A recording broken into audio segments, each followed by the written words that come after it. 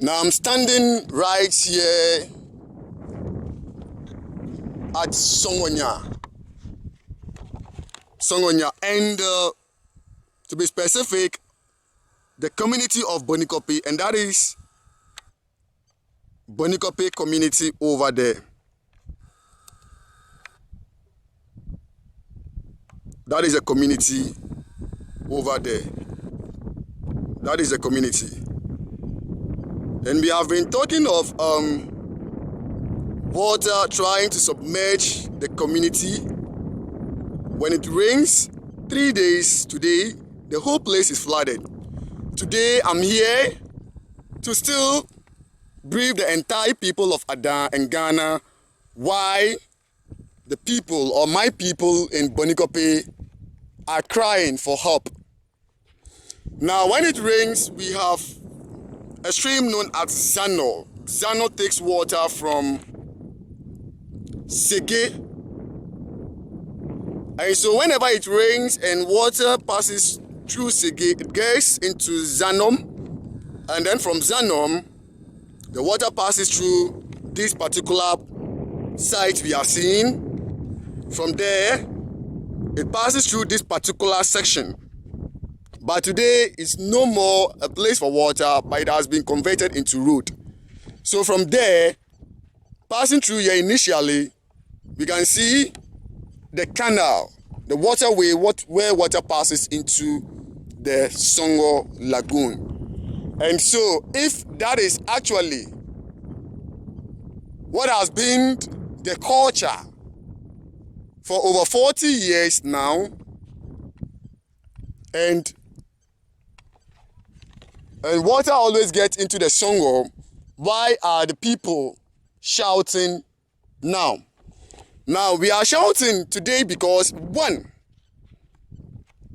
our inlet of water from Zano or from Sege through Zano into the Songo Lagoon, passing through this particular spot, has been blocked. We have a straight road. Don't mistake what you are seeing here. There is a water from this section that is trying to find its way because the water knows its road. So it's still forcing to pass through its initial place. But what actually happens is that the waterway has been diverged. They have diverted the waterway. And how did they do so? They did so with the creation of a canal. So that is a canal, meaning water cannot pass through again, passing through this side and then for it to get into the lagoon again. So that is one. Here is to block this road. Two, we have now a canal where water is supposed to pass without passing through this initial route. So in doing so, a huge manhole was created by the company, that is Electrochem.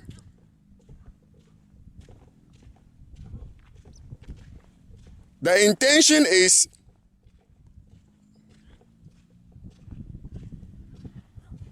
the company don't want the rainwater, which initially fills the Songo Lagoon with water.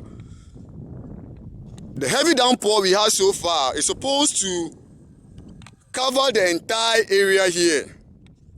This is where people normally work at first. But whenever it rains, the whole place is filled with with water. So when it's full up with water, the indigents actually fish at this season. The lagoon actually provides one of the finest tilapia in Adan, in Adan, and I can say Ghana as a whole, because the tilapia is actually a delicious one of that matter. But today, our lagoon failed to accommodate the water. It is actually used to be a reservoir, but today, no. So a canal was made to block the water way from Zanom. And that is where the heap of sand, that is the canal.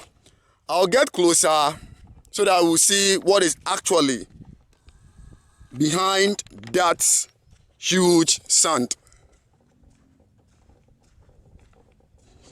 So today, this portion is yet to be filled with water.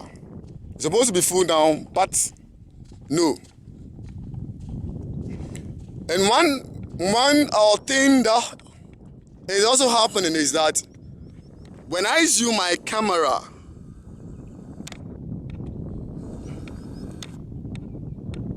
there is also a bisection there, a partition.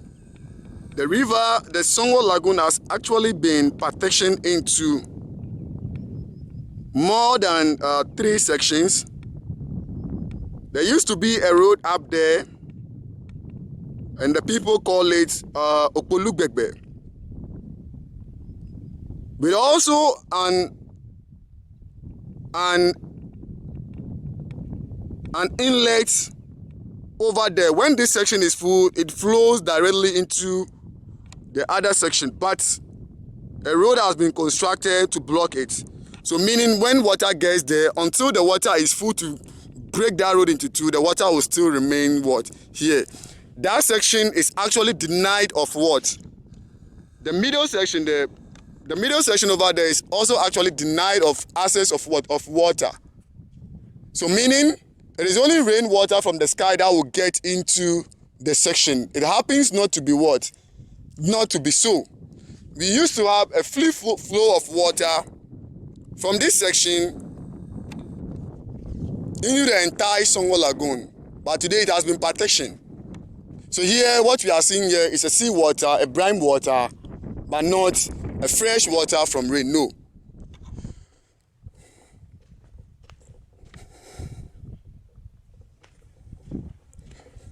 Rainwater has actually been the source of water for the Songo Lagoon. When Songo Lagoon takes the water from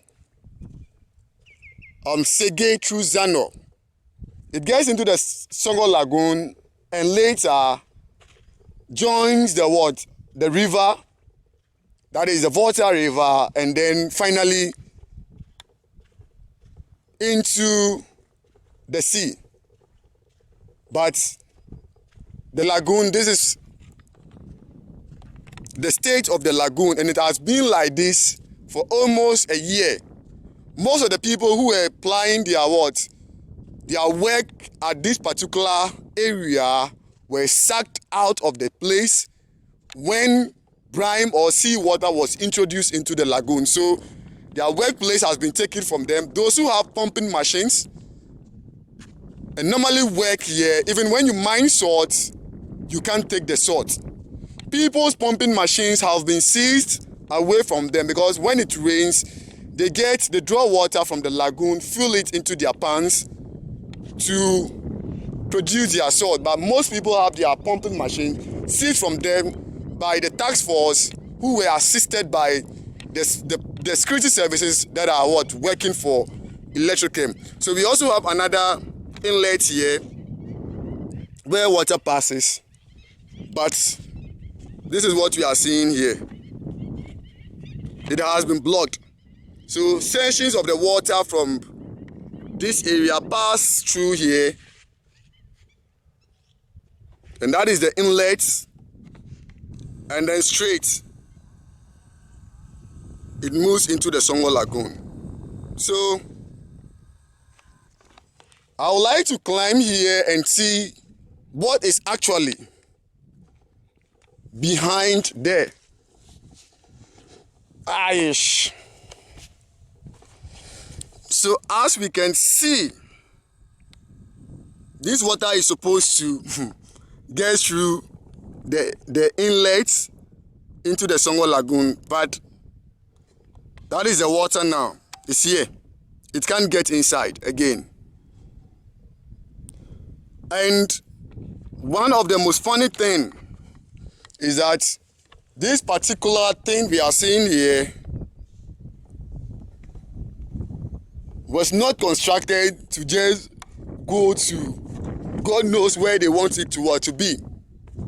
But at a particular point far ahead over there, they left it there.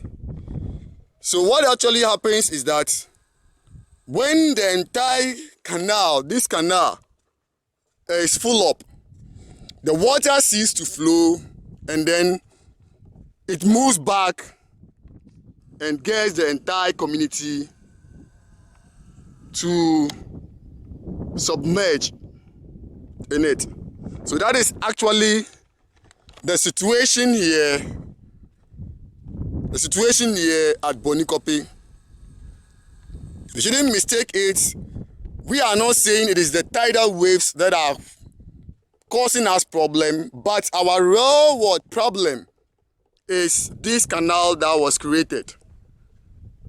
So the question we are asking is, why is it that even if you want a road, you want to create a road on this, the two inlets I have pointed out, the company should have fixed bridges over there so that at least all the volume of water we are seeing here would have passed under the bridge into the lagoon, as it has been the culture. By now, nobody will be complaining.